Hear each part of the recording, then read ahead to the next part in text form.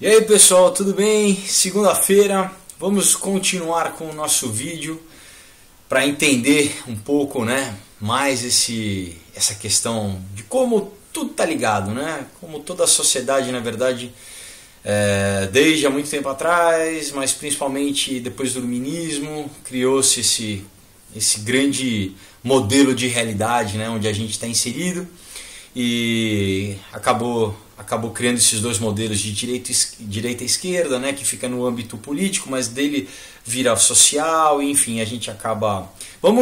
Então vamos continuar entendendo toda a questão. No último vídeo, se você não viu, eu vou te recomendar você assistir, Diferente da série de pornografia, que eram temas isolados, aqui é meio que sequencial, então você vai meio que pegar o bonde andando, Então eu acho, se você não viu, eu acho interessante você assistir o primeiro, porque eu vou partir dali do que eu já falei no primeiro, para dar continuidade, para você já entender. Dois avisos, assim, tô super, mais uma vez, feliz, pelo crescimento do canal. Eu já vi alguns canais que estão replicando, os posts que eu tenho feito. Não vou bloquear, não vou denunciar no YouTube, mas eu vou pedir para, se você estiver assistindo em outro canal, pelo menos dá um like na minha página ou se inscreve na minha página, Então tudo bem, o pessoal que tá, porque afinal de contas eu quero que, na verdade, essa mensagem se propague, que a ideia toda do canal é essa, de discutir essas coisas e trazer essas informações. Então não vou denunciar, mas eu acho que bacana, de repente, se você viu em outro canal, pega dois segundos, clica no meu, dá um like ou segue se você quiser, tá bom? E outra coisa é isso também, muita gente me perguntando sobre como conseguir o Aurora e o Comunhão, que são os meus quadrinhos, onde eu trato muito disso, Muitas das coisas que eu falo aqui no canal eu coloquei numa forma de história nos quadrinhos. Então, tanto a Aurora, que eu falo sobre essa dicotomia entre religião e ciência, as sociedades secretas e tal, e o Comunhão, que é mais sobre como você conseguir superar o mal, a essência do mal também, enfim. Então deixo aqui embaixo o link das páginas no Face, onde você pode comprar, e eu mando para você autografado pelo correio, tá bom? É isso aí. Então vamos entrar aqui, eu vou pegar como sempre, o meu texto de base. Então olha, lembrando, fazendo uma recapitulaçãozinha breve do que a gente já começou a falar, é que, enfim, principalmente pela teoria do Darwin, do Charles Darwin, sobre as espécies, que é a evolução das espécies, que é uma teoria a princípio biológica, como ao longo do tempo esse pensamento da evolução, do processo de evolução, que tudo na vida evolui, isso foi reproduzido em vários outros campos, dos conhecimentos, vamos dizer assim, na linguística, na economia, na própria política, esse paradigma da evolução, que tudo está num constante fluxo. A gente vai entender que isso é um pensamento muito antigo. Platão já falava dessa questão,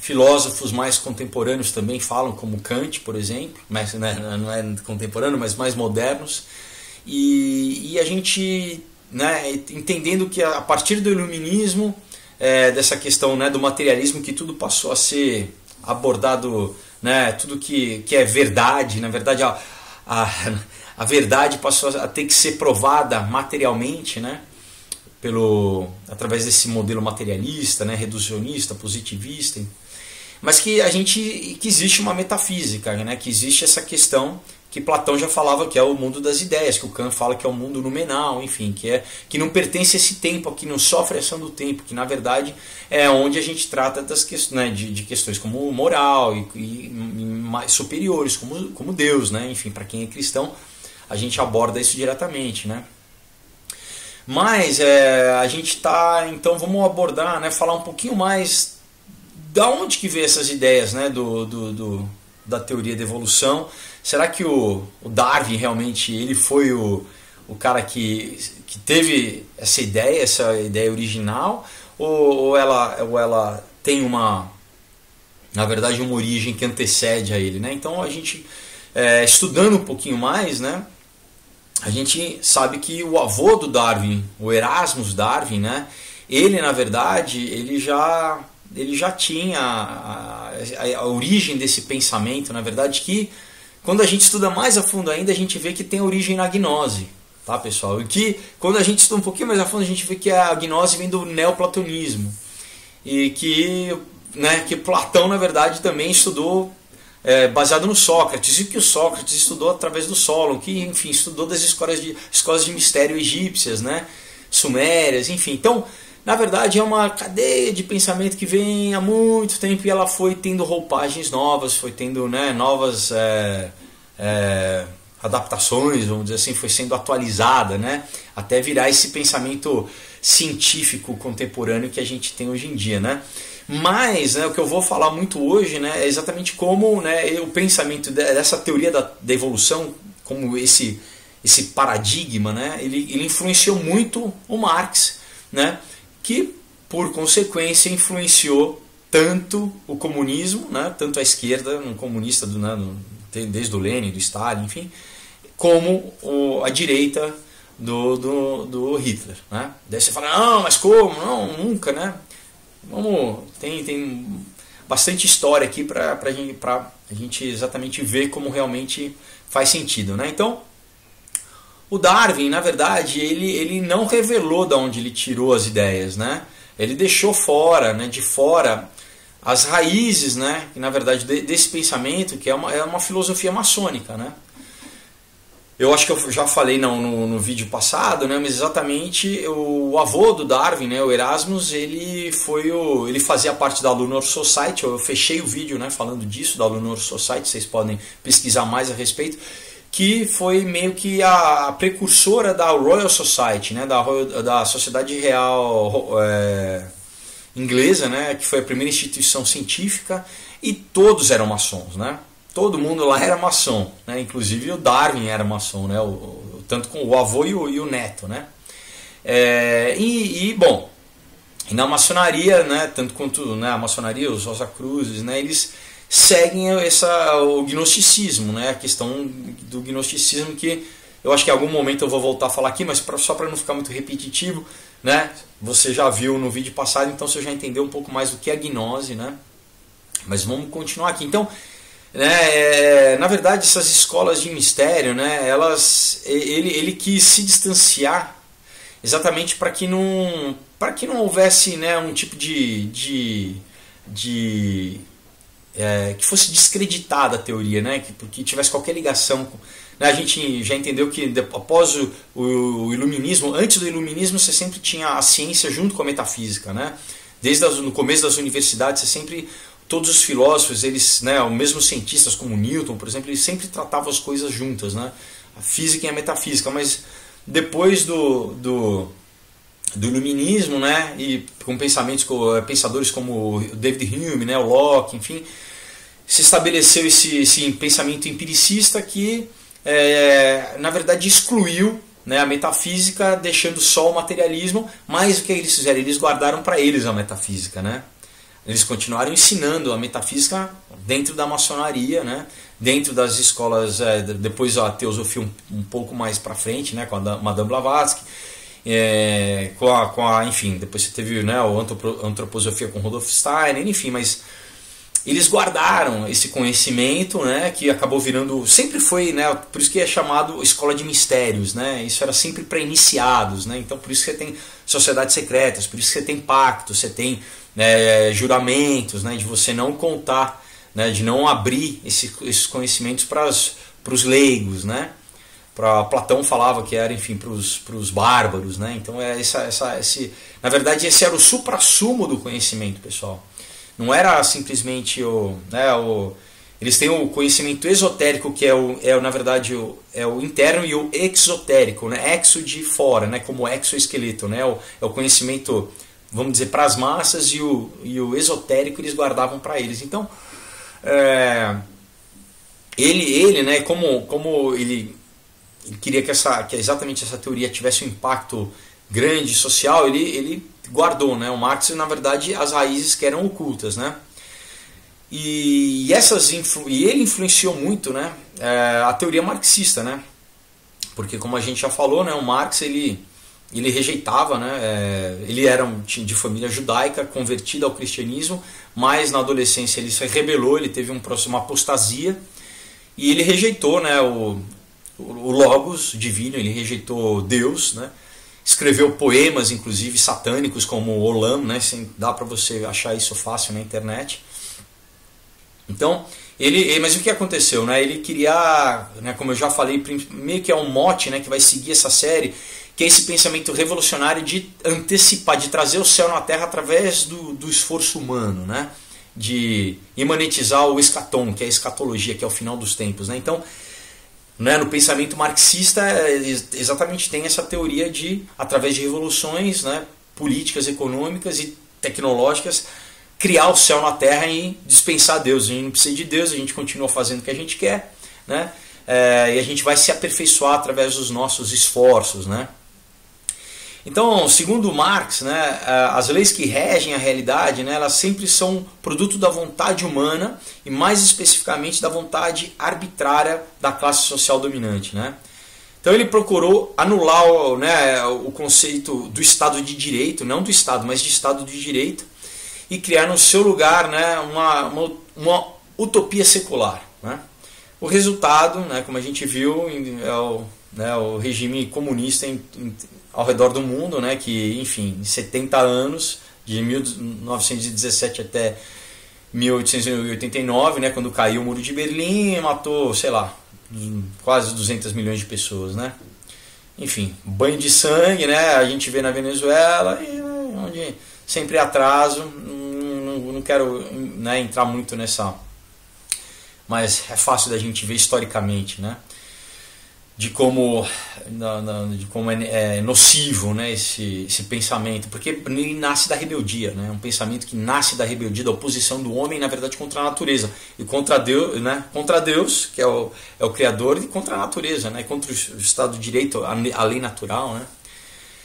Então, para a gente entender melhor o marxismo, a gente tem que acabar explorando tanto a pessoa do Marx, né, e as dimensões religiosas, né, tudo que formava o pensamento dele, né, da onde ele criou a teoria dele. Em muitos aspectos, o marxismo ele é mais religioso e dogmático do que as religiões tradicionais como o judaísmo, o cristianismo e o islamismo, né, as religiões monoteístas, né. De fato, o marxismo contém dentro dele, né, dentro de si, uma visão de mundo completa, né, como uma religião, porque tem, né, ele tem uma gênese, ele tem uma visão completa da história, apesar de equivocada. Ele propõe, né, então, da mesma forma que uma religião ela tem uma cosmogênese, tem uma escatologia, né, então tem um começo e tem um fim, o Marx também quis criar essa visão histórica do homem, né, só que através do viés econômico, né, das relações trabalhistas, das relações de troca, né, mas não tem como ele tem esse estofo, né, vamos dizer assim, esse arcabouço, assim, que ele parte da mesma estrutura religiosa, né. Se a gente for tentar analisar teologicamente, né, o marxismo declara que Deus não existe, né, ele fala, enfim, tem aquela máxima famosa que é o ópio do povo, né, mas em vez disso, o marxismo ele tá na convicção, né, de que a história evoluindo, né, constantemente para uma certa direção e que o proletariado é essa força redentora da humanidade, né. Isso sim é um ópio, né? Isso é um axioma que é uma máxima que é um dogma, né? Que acaba que vira um ópio mesmo das massas, né? As pessoas acreditam junto com o populismo, né? Porque você sempre precisa de um líder carismático. Isso ele já fala, né? Isso já está embutido na teoria, que acabou primeiro no Lenin, né? Depois o Stalin, né? E a gente tem o Mao na China, né? Você tem o Fidel em Cuba, você tem Você tem na Venezuela o Hugo Chávez, né? Eles sempre procuram ter um, né? Aqui no Brasil a gente teve o Lula, né? E depois a Dilma, né? Beleza. Mas enfim, você sempre precisa tentar essa figura mítica salvadora, entendeu? Tem sempre esse, né? Essa construção, né? De um herói mítico, né? De um redentor, assim, isso faz parte, né? Então você traçando, né? Como na verdade, né, o Marx já ele é uma religião ateísta, né, se isso pode existir, né, enfim, humanista, é uma religião humanista, né. Ele declarava, né, a história é o juiz e o seu executor, o proletariado, né, no sentido que é o proletariado que vai em vez de, né, quando a Bíblia diz que Deus é o juiz, né, que Deus que vai exercer juízo, vai dizer o que é certo e o que é errado, né? Mas o Marx achava que o proletariado que tinha essa função, né? Enfim, ele acreditava ter descoberto o aperfeiçoamento da condição humana, né? A condição humana é o termo que a filosofia, né, e é o termo humanista para falar do pecado, do mal, né? Por que o homem tende para o mal, né? O que a religião trata, né, em termos espirituais, né? A ideia da salvação humana, né, ela seria alcançada através de ações revolucionárias, né, do proletariado na história, né? Então a história ela é interpretada progressivamente por Marx, né, movida através de luta social, de revoluções, né? E não importa o preço que você tem que pagar, se precisa ter sangue, não tem problema, porque o fim justifica os meios. Então a gente vai matando, vai tendo revolução, porque no final vai estar todo mundo bem. Não importa se morrerem, se morrer todo mundo e sobrar, sei lá quem, né? Porque, né, nesse processo aí vai morrendo todo mundo. Mas ele acreditava no estágio final da evolução humana, né? Nessa verdade transcendente da luta de classes, né? Quando a consumação escatológica do comunismo global é finalmente alcançada, na verdade, quando para ele, né? Aí sim o Estado deixaria de existir, né? Não existiria mais diferença de classes. Então, na verdade, ele é um libertário, né? Se a gente for ver no final, né, do pensamento, é isso. Não tem Estado, mas para a gente chegar lá, a gente precisa de várias etapas. A gente precisa de um Estado totalitário, né? Precisa dessa figura aí dominadora que concentra o poder, que é, né, o modelo que na Bíblia a gente tem desde Nimrod, né, que foi o primeiro ditador da história, que é o quê? Que prefigura o anticristo, né? Mas enfim, então, comparando, né, as escatologias, né, da marxista com a Bíblia, né, o que tem em Apocalipse, o David Kontz, ele comenta, né, ele diz assim como as escrituras, né, a Bíblia ensinam sobre a vitória final de Jesus Cristo sobre os seus inimigos e o reino dos justos, né, aqui na Terra, né, através da Jerusalém Celestiais, né, e novos céus e nova terra, e o reino de Deus implantado aqui, o marxismo promete a consumação escatológica da história humana através das revoluções do proletariado, né. A tentativa do Darwin demonstrar de como os humanos teriam evoluído dos animais por um processo cego da seleção natural inspirou profundamente o Marx, que realmente acreditava que a supremacia entre classes sociais de alguma forma se assemelhava à suposta supremacia entre raças humanas. Tá? Então o Marx ele derivou, né, esse modelo de supremacia dele da teoria do Darwin. Né? Então, não interessa se a gente vê pelo viés de luta de classes ou como luta de raças, né? O darwinismo, né, esse pensamento, ele era predominante no século XIX, né? E o Marx, como fruto dessa época, né, ele acreditava que a existência de Deus havia sido refutada, né, pelas inexoráveis forças da ciência, da razão e do progresso, né? Eu estou pensando aqui, será que eu já falei isso aqui no vídeo anterior? Deixa eu só dar uma conferida aqui no texto, porque eu não sei se eu já falei isso aqui, se eu estou me repetindo para vocês, mas eu acho que eu já falei disso aqui. Então, mas tudo bem, se você que estava ouvindo já pegou aí, você viu como uma recapitulação do que eu falei no vídeo passado, né? Então vamos continuar daqui. Então a gente já estabeleceu o que? Eu terminei, na verdade, agora eu vendo aqui, que eu que o vídeo anterior eu terminei falando exatamente de como, né, da Sociedade Fabiana, que eram os socialistas ingleses, né, onde você tinha grandes autores, inclusive do teatro, como Bernard Shaw, você tinha... Porque é isso, eles sabem que a cultura vai formar a cabeça, vai formar, né, os zeitgeist, assim, vai formar o que as pessoas pensam. Então você tinha o H.G. Wells, você tinha o Aldous Huxley, você tinha grandes autores já nesse movimento fabiano, né, você tinha economistas como o Keynes, né, que saiu da London School of Economics, que saiu da Fabian Society. Enfim, então, em várias áreas da sociedade, áreas estratégicas da sociedade, eles foram colocando, né, os seus bastiões, os seus profetas, né, para proclamar essa ideologia, esse pensamento e influenciar em cada área social, né, eles foram introduzindo, né, o mesmo princípio, o mesmo pensamento, só que adequado. Então vamos falar de política, vamos só, né, adaptar a linguagem para falar de política. Vamos falar de ciência, a gente adapta. Vamos falar de cultura, a gente adapta, né? E é isso, mas enfim, o cerne, o pensamento original é o mesmo, né? Então vamos começar aqui já, né, já bombasticamente, assim, né, a segunda parte, falando que a alegação de que o Hitler não poderia ser socialista porque ele defendeu e praticou genocídio é uma falha monumental. Na verdade, uma ignorância histórica, né? Só quem era socialista defendia ou praticava genocídio na época.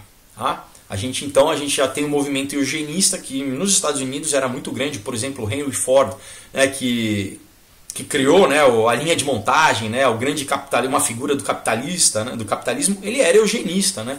Ele era a favor do controle, né, populacional. Stalin também era, né, ele era um grande eugenista, né, e praticou mesmo, né, porque ele, enfim, fez o Holodomor, né, na Ucrânia na década de 30. Hitler também, né, indo atrás dos, não só judeus, né, mas judeus, né, ciganos, né, enfim, ele tinha todo o estudo aí, ele no caso pela raça, né. Não no viés de classe, mas no viés racial, né? Então, assim, olha que interessante. Em 15 de agosto de 1920, o Hitler fez um discurso em Munique, né? Para um sindicato, para um partido que na verdade era como se fosse o PT da época, né? Que era exatamente o Partido Nacional Socialista dos Trabalhadores Alemães, né? Com o nome do discurso dele é Por que somos antissemitas, né? Ele disse, entre aspas, somos socialistas, o Hitler falando, somos socialistas e, portanto, devemos ser necessariamente antissemitas porque queremos lutar contra o exato oposto do socialismo, o materialismo e o mamonismo. Ele continua, como é possível não ser antissemita quando se é um socialista? Haverá um dia em que será óbvio que o socialismo só pode ser implantado se estiver acompanhado do nacionalismo e do antissemitismo. Então os três conceitos eles estão conectados, né? Ele continua falando, os três conceitos estão conectados de forma inseparável, eles são a base do nosso programa e por isso nós nos chamamos de nacional-socialistas. Isso da boca do próprio Hitler, né? Então, você que é de esquerda e você gosta de, né, não, quem é contra a esquerda é fascista. O extremo oposto, eles também são socialistas, né? O Hitler, ele é socialista e a única diferença que ele diz é essa, que ele tentou implantar o socialismo de uma outra forma. Primeiro que ele era um socialismo nacional, tá? Ele não queria abolir a questão nacional e ao contrário da vertente soviética, vamos dizer assim, que era o que? Era internacional, né? Era um socialismo internacional. E a gente já entende que isso tem a tal da dialética hegeliana, que no final das contas vai jogar um contra o outro, mas para chegar num estado totalitário, né? Enfim, isso é uma forma de muito eu já falei, né? Que na verdade tudo isso nasce nas lojas maçônicas e, enfim, vamos lá, vamos continuar. A gente conhece que essa narrativa, né, a gente entende essa narrativa que o Hitler ele foi o maior antissemita moderno, né? Mas será que existe alguma outra explicação além dessa que é senso comum, né? Que a gente acredita, né? Então, tem algumas outras coisas históricas que são interessantes a gente levantar, né? 371 bancos suíços foram acusados de colaborar com os nazistas durante a Segunda Guerra Mundial, né? O secretário do Tesouro, Henry Morgenthau, né, que começou a investigar essa colaboração. Ele descobriu que os suíços não estavam sozinhos, né? Seus arquivos revelavam que tantos banqueiros britânicos, a gente vai chegar, lembra do Rothschild, né? Quem banca as guerras? Então, desde os banqueiros britânicos, tanto quanto os americanos, continuaram a fazer negócios com Hitler, mesmo quando a Alemanha invadiu a Europa e bombardeou Londres. Então, você tinha companhias como a Coca-Cola, por exemplo, que continuou fazendo negócios com os alemães, a IBM, por exemplo, né? Então você fala, poxa, mas peraí. Da mesma forma que você tem uma ligação do capitalismo com o socialismo, né? Como eu já falei antes, com que os banqueiros de Wall Street bancaram basicamente a revolução, que para fazer a revolução você precisa de dinheiro, né? O Jacob Schiff bancou o Trotsky, né? Você tem dinheiro dos banqueiros alemães para o Lenin. Então você tem essa ligação, né, do capitalismo com o comunismo, você também tem essa ligação do capitalismo com o nazismo, né? Você tem também com o Vaticano, né? Enfim, meus amigos católicos me desculpem, mas isso é histórico, vocês podem estudar. Então vamos continuando aqui, né? Membro-chave do Banco da Inglaterra, né? Leia-se família Rothschild, né? Junto com os parceiros alemães criaram o BIS, né? O Bank of International Settlement, que lavava o ouro saqueado da Europa. A diretoria do banco estavam nazistas de alta patente como Walter Funk e uns nomes, Hilmar Schacht, eu acho que é isso. O presidente do BIS, né, BIS, era um americano, o Thomas McTrick, que era um amigo dos diretores nazistas. Não apenas o BIS, como outros bancos aliados, trabalhavam de mãos dadas com os nazistas. Um dos maiores bancos americanos tinha uma filial em Paris ocupada, né, quando a Paris já tinha sido ocupada. E com pleno conhecimento dos gerentes, né, americanos, eles congelaram as contas dos judeus franceses que não tinham dinheiro para escapar da França. E muitos acabaram morrendo no campo de concentração. Então a gente toca aqui de novo naquela questão entre o judaísmo verdadeiro e o zionismo, que é um movimento que não é ligado com o judaísmo de verdade. Você tem vídeos no YouTube de vários rabinos ortodoxos contra o zionismo, né, contra o usura, porque usura é um pecado, né, um pecado mortal, né, que é isso, que é basicamente a base do sistema bancário mundial, é juros, né, você emprestar cobrando juros, né. A Bíblia é contra isso, diz que você tem que emprestar e você não cobra, né? Entendeu? Porque na verdade o que? Você está cobrando a ação do tempo, né? Não é nem sobre o trabalho, você está cobrando a ação do tempo. E o dinheiro é uma coisa estéril, na verdade, né? O dinheiro é só relação de troca, o dinheiro não procria, né? Mas é esse conceito de que o dinheiro procria. Enfim, eu não lembro se eu já falei, mas pra você ter um exemplo, né, na Divina Comédia do Dante, né, o nono círculo do inferno, estão lá os usurários, né, quem trabalha com usura, né? Então a gente entende que o Talmud, né, enfim, que é uma tradição rabínica, né, que inclusive vai contra a Torá, que é a Bíblia, né? Realmente é a Bíblia, porque o Talmud não é uma palavra inspirada, né? São comentários dos rabinos, e eles promovem a usura, né? Promove que os goins, né? Que é os gentios, que para eles você pode cobrar. Mas isso, e depois, se não me engano, acho que é o Papa Leão X, ele acabou na Igreja Católica também meio que permitindo, porque durante os 1000 anos, os 1000 primeiros anos da igreja, na verdade, a usura era pecado, também era um pecado mortal, né? Enfim, então sempre tem dinheiro envolvido, né? Infelizmente. Vários autores descrevem como tanto a Revolução Soviética, né, que na verdade foi um golpe de Estado patrocinado, né, pelos banqueiros internacionais e não foi pela população, né, eles importaram os bolcheviques, né, de outros países, né, como a ascensão do nazismo, que também foi subsidiada por banqueiros e industriais internacionais. Os dois foram o quê? Foram orquestrados pelo mesmo grupo que a gente pode chamar dos famosos Illuminati, né? A gente pode dar esse nome, né?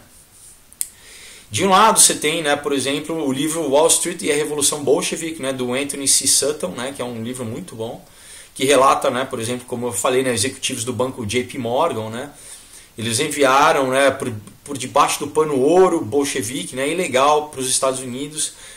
Também como o banqueiro Jacob Schiff, como eu já acabei de falar, ele patrocinou o Trotsky, né? Depois ele se juntou com outros banqueiros, né, para apoiar a libertação do Trotsky, né, quando ele foi preso no Canadá, né? Quando ele foi preso por ter sido, né, por projetar a tal da verdadeira revolução, o golpe soviético que derrubou o Kerensky, né, que foi o cara que na verdade fez a primeira revolução antes do Lenin, né?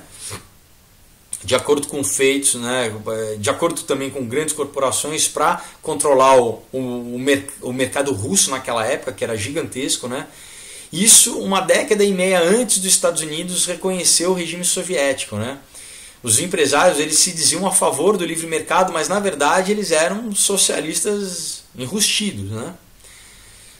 Do outro lado você tem, né, o Lenny Brenner, uma figura, né, que era um judeu ortodoxo, né, que escreveu o livro 51 documentos de como os zionistas colaboraram com o nazismo. Entendam, pessoal? Eles é difícil, né, falar isso, e olha, eu inclusive tenho ascendência judaica, acabei descobrindo que, por um lado, lá na Idade Média da minha família da Itália, então assim, tenho milhões de amigos judeus, já namorei judias, assim... Mas é isso, os próprios judeus reconhecem que o movimento zionista ele não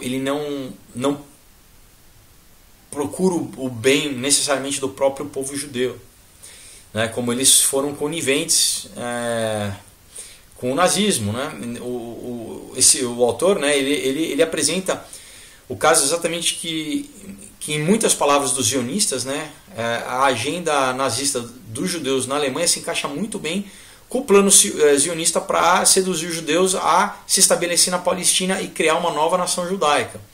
A razão pela qual alguns zionistas evitavam boicote contra a Alemanha do Hitler, por exemplo, né, é que eles tinham um acordo financeiro chamado Ha'avara, né, H-A'-A-V-A-R-A, com a Alemanha, permitindo que os judeus trocassem as suas riquezas por mercadorias mandadas para a Palestina por um custo muito menor, com incentivo para que eles imigrassem. Então um acordo entre a Alemanha nazista e os judeus alemães zionistas, assinado em 25 de agosto de 1933. Tá? Esse acordo ele foi assinado pela Federação Sionista da Alemanha, o Banco Anglo-Palestino, novamente anglo, né, inglês, palestino, que é a família Rothschild, né? E com autoridades econômicas da Alemanha nazista. Esse acordo foi importante para possibilitar a migração de aproximadamente 60 mil judeus alemães para a Palestina entre 1933 e 1939. Então vocês estão entendendo, né? Houve uma forma de... Eles queriam estabelecer novamente o Estado de Israel, né? Então o Estado de Israel deixou de existir, né? Depois como país, como reino, como nação, depois de 70 depois de Cristo, né? Os romanos destruíram o templo, enfim, houve uma diáspora. Os judeus se espalharam, né? Muitos foram para a Península Ibérica, mas depois Catarina fez um decreto também expulsando os judeus da Espanha. Muitos fugiram para a Polônia, muitos fugiram para a Alemanha, para a Rússia. E aí exatamente é nesse momento que você tem no final do século XVIII, né? Um movimento zionista forte, né? E você já começa a ter convenções sionistas. Você tem o tal do priorado de Sião, que muitos dizem que não existiu, mas muitos dizem que existe. E a gente tem o Lord Balfour, né, através do Rothschild, né,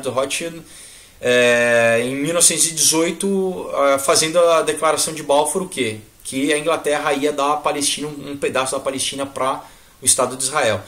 Aí que tá, mas como que você vai criar um Estado se você não tem população? Então você precisava fazer o quê? Fazer com que um povo todo migrasse, principalmente da Alemanha, para a Palestina. Agora, essas pessoas já estavam há gerações ali, né? Eles eram judeus, né, por etnia, por religião e por cultura, mas eles se identificavam com, né, com o lugar onde eles moravam, né, com a língua, com a cultura, enfim. E então como que a gente vai fazer com que o povo vá para a Palestina, né, deixe tudo na Alemanha e vá para a Palestina? Então começou a haver esses movimentos, né? Se você vê agora um cara contemporâneo que é o Soros, né? Que ele é um cara que tem uma entrevista dele pro 60 Minutes, né? Na CBS, se não me engano, que ele foi colaborador do nazista, né? Do nazismo. Ele é judeu e ele foi colaborador do nazismo. E ele é um judeu, mas ele se diz ateu, então ele não é um judeu religioso. Ele é o quê? Ele é um banqueiro globalista, zionista, que inclusive está... por exemplo, né, não sei se vocês sabem, ele é húngaro, né, mas ele foi logo para os Estados Unidos. Na Hungria, a Hungria não permite migração muçulmana, da mesma forma como os países europeus, né, como a Merkel, né. Por quê? Porque eles sabem o que principalmente os muçulmanos, por exemplo, os muçulmanos na França estão fazendo o quê? Com que os judeus, com que eles fujam da França para Israel. Então você está tendo o que eles chamam de Eliá, que é o retorno dos judeus, e isso está acontecendo na Escandinávia também agora, porque na Suécia foi banida a circuncisão, né? Já ficou por lei, é proibida a circuncisão. Então um judeu ortodoxo, por exemplo, isso é uma coisa que é né, é uma lei da religião judaica. Então isso vai fazer o quê? Migração para Israel. Vocês estão entendendo uma geopolítica, o controle populacional, como as coisas funcionam? Então, eu vou ler aqui uma citação para vocês do Mayer, né, Rothschild, né, que ele era desse cartel bancário, né. Ele disse assim: dê-me o controle da moeda de uma nação e não me importo com quem faz as suas leis, né. Barão Mayer A. Rothschild, né. Eles dominam, né, os bancos centrais, né, de basicamente de todos os países, né. Então, na verdade, o país não tem o direito sobre a moeda, né. Eles cobram juros sobre cada nota emitida, né. Eles controlam, né, as taxas cambiais. Isso é tudo manipulado, né. Isso é tudo, né, taxa de juros, isso mundialmente, né. Mundialmente eles controlam, eles né, fazem os mercados caírem, fazem os mercados subirem, assim eles ganham dinheiro. São zionistas, não estou falando do povo judeu, né? Como eu disse, a maioria dos judeus ortodoxos são contra esse pessoal, tá? Continuando, né, as primeiras reações ao nacionalsocialismo fora da Alemanha, né, elas acabaram se perdendo no tempo, né? A ascensão fascista do Mussolini ao poder em 1922 também pegou a Europa de surpresa, né? De onde vinha? Né, o Harold Nicolson, né, eleito para o parlamento em 1935 e um dos primeiros a alertar para a ascensão do fascismo, né? Por ter visitado Roma em janeiro de 1932 e estudado os panfletos fascistas, afirmava que o fascismo era um socialismo militar, olha lá, um experimento socialista que destrói a individualidade, como ele escreveu no seu diário, né? A União Soviética, por sua vez, acreditava que o fascismo era o último estágio do capitalismo antes de se autodestruir. E daí, quando você entende, né, o marxismo, ele vê tudo como etapas. Então, o feudalismo, depois necessariamente você teria que ter o capitalismo, e depois necessariamente o capitalismo fascista, e depois necessariamente o socialismo, e depois necessariamente o totalitarismo, e depois necessariamente o final do Estado, como eu falei antes, né? E daí é o céu na terra, né? Então, só traçando como eles já viam, na verdade, como que era sempre um experimento socialista, né? Mesmo o fascismo, que também, né, o Mussolini também tinha toda essa carga racial, né, que já vem ligado de novo à teoria da evolução de Darwin, que umas raças eram melhores que outras, mais evoluídas que outras, né? Enfim. Com o início da Guerra Civil Espanhola em 1936, né, era necessário ter um lado, né? Claro, a gente sempre trabalha, né, em dialéticas, né? E aí que surgiu nesse mito, né, criado por intelectuais, entre aspas, ocidentais, né, que são pensadores sempre, né, deixa eu usar uma palavra aqui boazinha, mas enfim, gente que é conivente no mínimo, né, vamos falar assim, de que o Hitler era de direita, né, em contraposição à esquerda do Stalin, né. Essa mudança, né, abrupta, né, de visão jamais foi explicada, né, e provavelmente nunca será, né, além da conveniência argumentativa, né, de você usar isso como um straw man, como eles falam, né, um argumento só para você ter uma base argumentativa, mas que é uma falácia, na verdade, né. Posições binárias simples, né, como mocinho e bandido, como cowboy índio, né, elas sempre são satisfatórias, né, porque você trabalha nessa dialética, né. Praticamente todos consideraram o Pacto Molotov-Ribbentrop, né, que era um tratado de não agressão que foi assinado em 1939 entre Hitler e Stalin. Isso tem uma história muito interessante, porque na verdade, né, esse Pacto Molotov-Ribbentrop, né, quando eles decidiram invadir, o Hitler e o Stalin, eles iam atacar a Polônia juntos. Isso historicamente é comprovado, tem informação, troca de carta e tudo. Só que o que aconteceu? O Stalin foi esperto pra caramba, né? Pra caramba, por um lado, custou também milhões de russos, né? Mas ele falou o quê? Então ele não foi. Eles tinham, os dois iam começar a Segunda Guerra, né? Eles iam, na verdade, propor uma revolução, né, numa larga escala, de propor uma nova ordem, né? Só que o Hitler foi, né, ocupou a Polônia, e o Stalin não, ficou esperando, e o Hitler meio que ficou sozinho, tipo, sabe aquela que você conta, vamos pular na piscina, 1, 2, 3, e um fica na borda e o outro pula, foi mais ou menos isso, né? Enfim, daí o Hitler se viu ficou traído, inclusive por isso, né, historicamente a gente vê que o grande erro cometido pelos nazistas foi o mesmo de Napoleão, de tentar invadir a Rússia, né, no inverno. Mas o Hitler aí que tá, de tanta raiva do Stalin, porque o Stalin, né, traiu ele de certa forma, né, então ele falou, a gente vai tomar a Rússia de qualquer jeito. E conseguiram durante boa parte, né, você tem o cerco de Stalingrado, morreram, teve canibalismo também, enfim. Mas o que? Eles iam retrocedendo para o interior da Rússia, eles iam queimando tudo, eles iam queimando plantação, eles iam destruindo tudo. Então, conforme eles avançavam, os russos, eles chegavam num lugar e não tinham o que comer, porque os russos tinham destruído tudo. Claro que custou um preço enorme, né? Na verdade, estima-se que quem mais morreu, né, na Segunda Guerra foram os russos, os soviéticos, né? Mas enfim, então vamos, né, continuando aqui no início da Segunda Guerra Mundial, né, em 1939, né, essa ideia de que Hitler, a ideia de que ele era socialista, né, ela estava praticamente enterrada, né? A única exceção à regra foi o George Orwell, que era socialista, depois ele deixou de ser, né, que no livro dele de 1940, né, O Leão e o Unicórnio, né, que ele escreveu logo depois que o Hitler conquistou a França, ele afirmou que o avanço nazista era o desmantelamento físico do capitalismo, né? Mostrando que uma economia planejada é mais forte do que uma sem planos, né? Ele afirma que a Alemanha possuía muito em comum com o Estado socialista, e que o Hitler entraria para a história como o homem que fez a cidade de Londres deixar de sorrir para chorar, ao provar que o planejamento central funcionava melhor que o livre mercado. Então, né, o que a gente entende do Hitler, sobre o Hitler hoje, né, a gente pode afirmar sem dúvida que o Hitler ele era um marxista heterodoxo, né, que ele conhecia as fontes de ideia, né, a origem das ideias, como elas eram manipuladas, né, por ele de uma forma heterodoxa, não ortodoxa, né.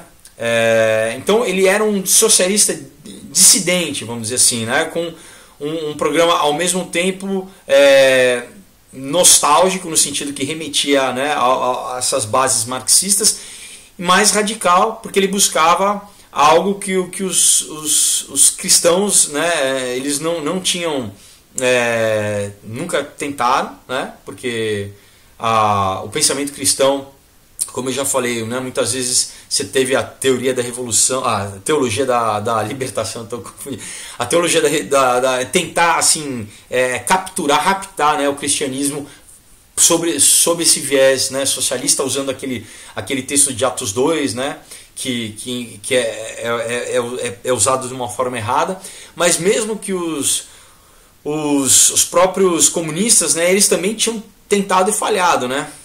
Então ele diz assim que o Hitler diz assim que o que os marxistas, os leninistas e os stalinistas não conseguiram realizar, nós teremos condições de alcançar. Por essa forma heterodoxa dele de ver o marxismo, né? Então essa era a visão nacional-socialista, que vulgo nazista, né?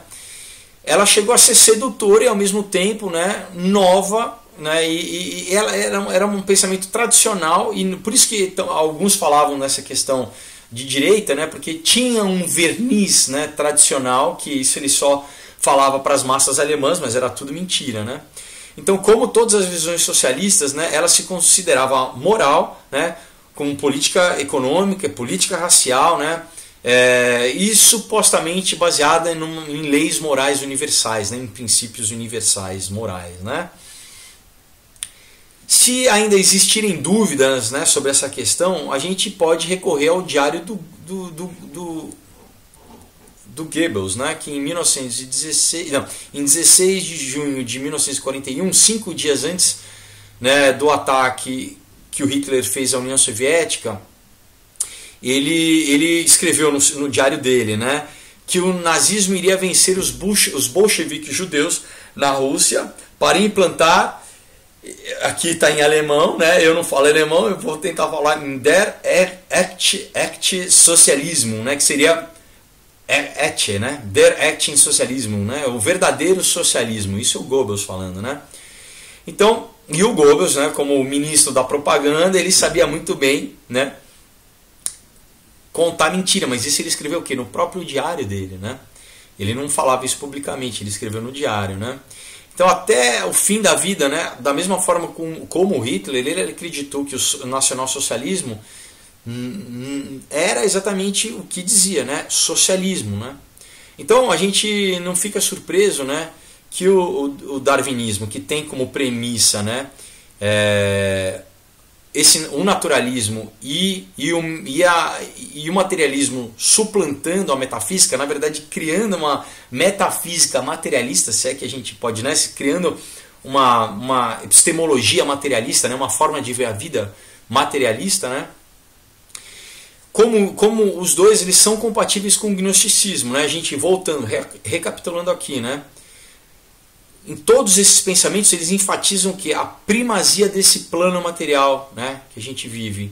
Então essa doutrina que acabou virando metafísica, né, porque acaba virando um sistema de valores, né, ela permanece confinada ao domínio das discussões acadêmicas, né.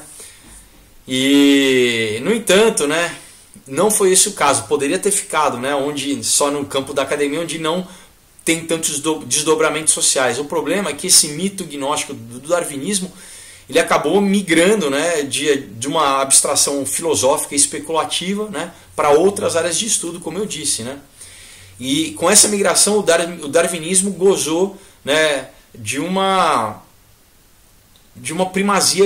Eu não quero usar palavras complicadas aqui, mas só para vocês entenderem esse, né, ele virou esse modelo de realidade, né? Eu ia falar primazia epistemológica, né? Mas enfim, virou esse modelo de realidade, né? O Julian Huxley, que foi o primeiro irmão do Aldous Huxley, né? Que escreveu O Admirável Mundo Novo, o livro que eu já falei para vocês que é essencial, leitura básica. Ele é o irmão e ele foi o primeiro presidente, né, da ONU. Ele diz assim: o conceito de evolução logo foi estendido para outros campos que não os biológicos. Assuntos inorgânicos como história, né, da formação das estrelas, né, da formação dos elementos químicos, por um lado, e por outros temas como linguística, antropologia social, direito comparado, religião, começaram a ser estudados de um ângulo evolutivo, e até hoje nós somos capazes de ver a evolução como um processo universal e onipresente, né? Então a gente traça isso de volta ali em Gênesis, né, na árvore do conhecimento do bem e do mal, que a gnose fala o quê? Que então você não precisa de Deus, você não precisa, né, de uma salvação ontológica em você, né, que você não é um ser desligado de Deus, mas que você, através do conhecimento da evolução, né, aí sim você vai chegar à iluminação e você vai ser como Deus, né? Então a gente vê, né, agora eu liguei assim 6.000 anos, né, pelo menos, né, do que foi escrito lá em Gênesis e do Julian Huxley, que isso ele dizia na década de 50, né, e que é o modelo que a gente vê hoje, né, que basicamente domina, né, as ciências e acabou migrando para outras áreas, né, sociais, né, em política, econômica e tal. Então, inevitavelmente, esse mito gnóstico do darwinismo guia seus adeptos à mesma conclusão, né? Que a evolução ela necessita, né, não só da evolução biológica, mas ela necessita da ajuda do homem, né? E daí a gente aplica isso politicamente, socialmente, né? Então, através da intervenção sociais, os utopistas, né, essa galera utópica, né, querendo fazer o céu na terra, né, através de revoluções, né, esses sociopolíticos, eles acreditam que a humanidade ela pode criar o seu próprio desenvolvimento, né, evolutivo e por fim, né, finalmente imanetizar o escatom, que é esse termo complicado para basicamente criar, né, o céu na terra, criar o fim da história, quando não vai precisar mais de evolução, quando, né, finalmente essa progressão vai ser encerrada, a gente não vai ter mais luta de classes, nem mais lutas sociais, e vai ser um céu na terra criados por nós mesmos, né, sem Deus, né? Então, né, o maçom e apologista, né, do darwinismo, né, o T.H. Huxley, ele escreveu: o progresso social significa uma verificação do processo cósmico a cada passo, né? Então ele linkando, né, o processo social que nós fazemos ao processo cósmico, né? E a substituição de um pelo outro, né, que pode ser chamado de processo ético, o fim dos quais não é a sobrevivência daqueles que são os mais aptos em relação à totalidade das condições que existem, mas daqueles que são eticamente os melhores. Então, basicamente, né, é o mesmo por uma construção aí um pouco elíptica, né, mas ele dizendo exatamente isso, né, que assim, a gente vai chegar, né, a gente não precisa de religião, a gente não precisa de Deus, a gente vai chegar, né, nós somos bons o suficientes, né, a gente consegue criar um modelo ético, né, que é aquela questão que o Nietzsche falava, né, que assim, no iluminismo, ele falava, né, que o pessoal confunde, né, quando ele fala que Deus matou o homem, que o homem matou Deus, né, Deus está morto, que não, ele não estava celebrando, Deus está morto, ele estava constatando, ele falou, olha, né, desde o iluminismo o que aconteceu, a gente matou uma tradição milenar, né, que sempre estava ligado, a metafísica sempre estava junto com qualquer ciência natural. O homem matou, agora, né, a gente reduziu tudo ao plano material. A consequência disso é o que? A gente não tem um modelo moral, um modelo ideal, que é Deus, né, para dizer o que é certo e errado. Então cada homem tem que ser um super-homem, cada homem tem que ser Deus, porque cada homem tem que criar o seu valor moral, o seu padrão moral e ético. E agora, qual que vai ser a consequência disso? Ele mesmo escreve, ele diz assim... Ele previa já, ele meio tinha uma coisa meio profética, que 40 anos depois ele teve a Primeira Guerra Mundial, ele falava o quê? Que a sociedade ia ter um banho de sangue, e ele previa o niilismo, porque você fala assim, você não tem esse valor moral principal para almejar. E o homem vai construir, ele mesmo vai construir valores morais, assim. A gente esquece que a gente, né, a gente tende para a decomposição, né, para a segunda lei da termodinâmica, né, moralmente também. O homem fica o quê? Fica deprimido, fica nihilista, fica racionalista. A gente vê, né, o que aconteceu isso com a Primeira Guerra Mundial, com a Segunda Guerra Mundial, né, depois com todas as revoluções. Então, todas essas revoluções, esse pensamento gnóstico e maçônico, né, que eclodiu no século XX, produziu...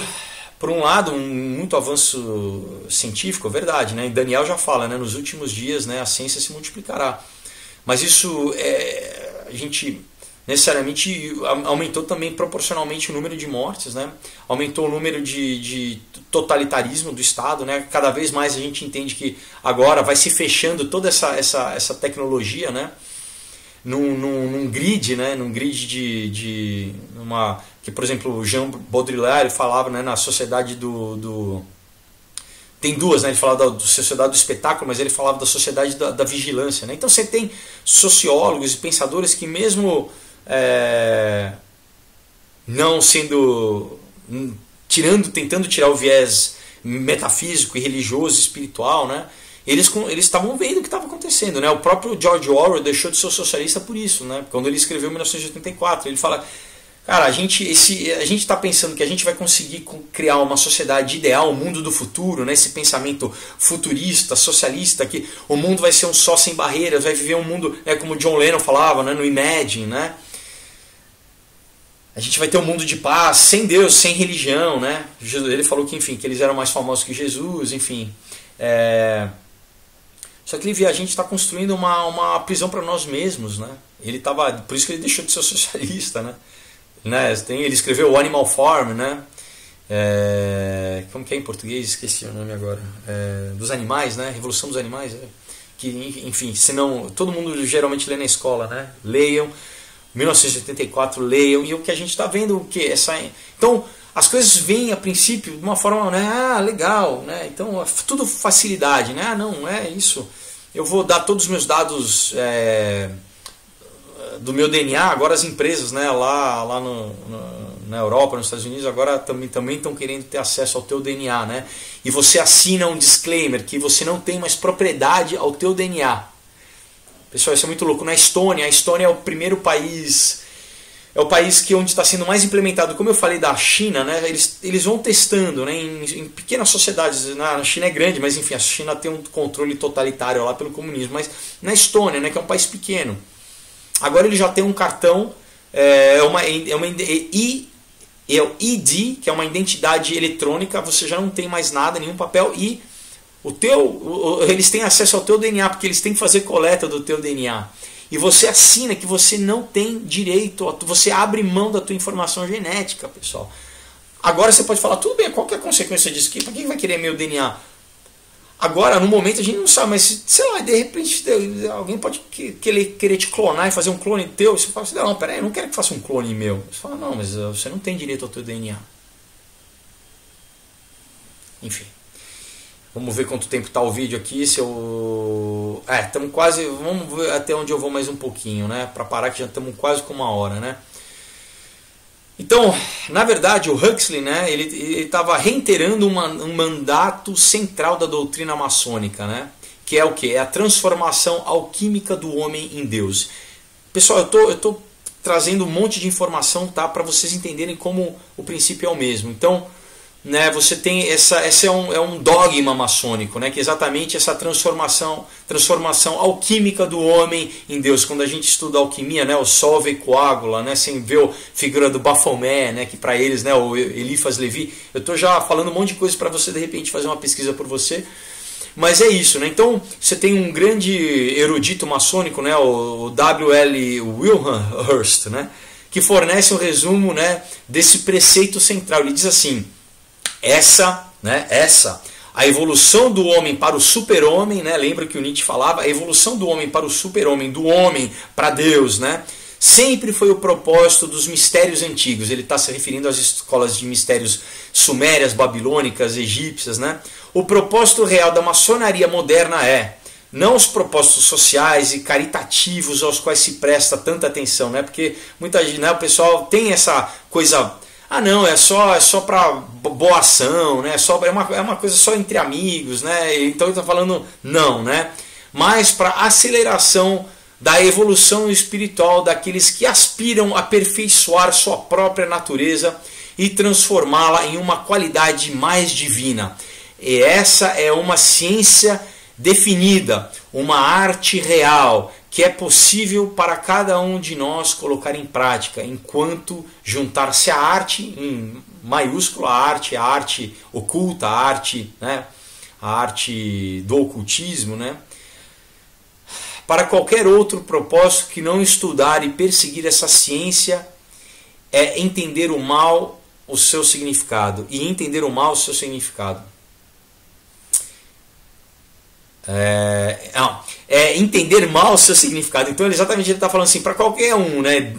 Não só aberto, eu estou pegando aqui coisas que não, os maçons não falam abertamente, né? Então ele está falando assim, que qualquer um que buscar ser maçom e essa arte real, né?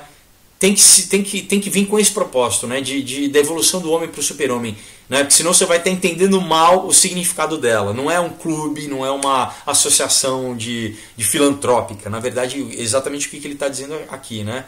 Então é isso, a maçonaria rejeita a crença na criação do homem por Deus, né? De um Deus sobrenatural, né? Porque para eles o Deus é o demiurgo, é um Deus mal vingativo.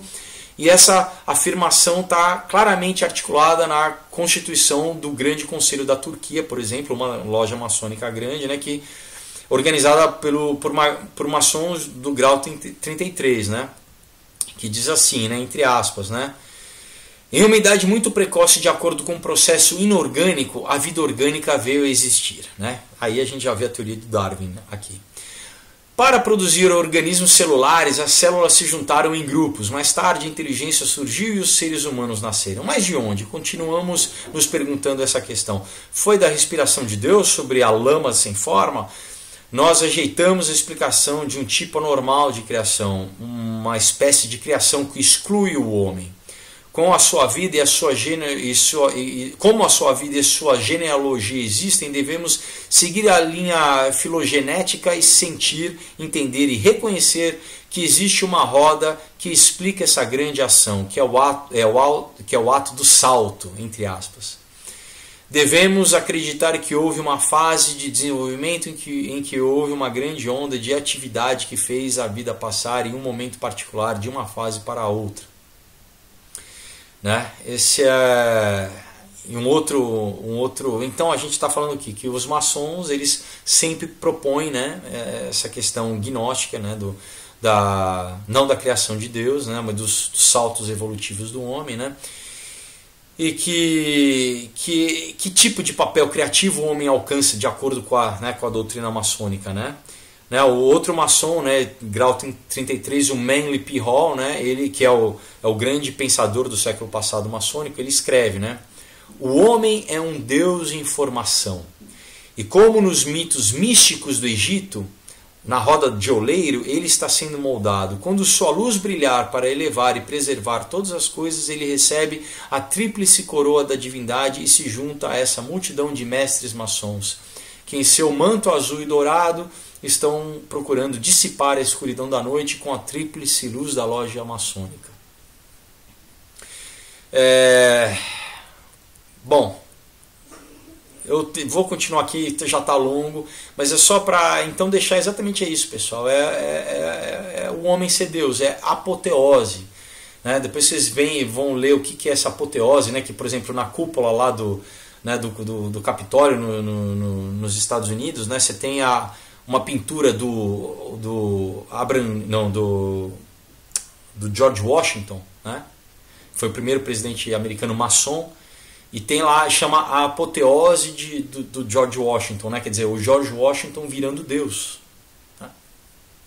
Então é essa que é o que traz para a ciência, que traz para o movimento transhumanista, do homem ser imortal, né? De ter o quê? E cada vez mais a gente vê uma linguagem espiritual para isso, né? Você tem um ex-engenheiro do Google que criou a primeira religião, a primeira igreja da inteligência artificial. Tudo agora, né, tá se fechando, tá chegando a um ápice, né, a um fechamento aí.